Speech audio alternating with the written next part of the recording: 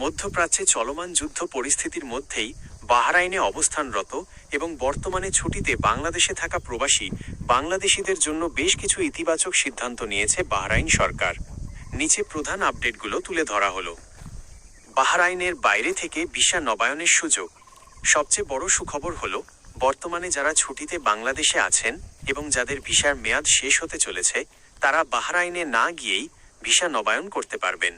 LMRA visa, যাদের visa শ্রমবাজার নিয়ন্ত্রণকারী কর্তৃপক্ষ LMRA এর অধীনে, তারা বাহরাইনে অবস্থানরত কোনো বন্ধু বা আত্মীয়র মাধ্যমে দেশটির নিবন্ধন কেন্দ্রে প্রয়োজনীয় কাগজপত্র জমা দিয়ে নবায়ন প্রক্রিয়া সম্পন্ন করতে পারবেন।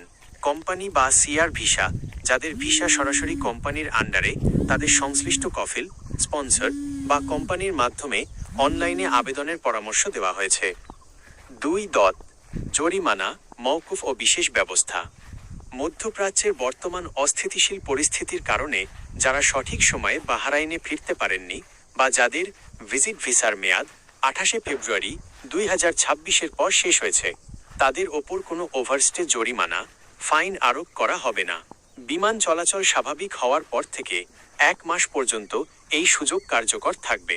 যাদের অব্যবহৃত ভিজিট ভিসা ছিল, সেগুলোর মেয়াদ আরও 3 মাসের জন্য বাড়িয়ে দেওয়া হয়েছে। 3. নতুন ভিসা চালু নিয়ে আপডেট।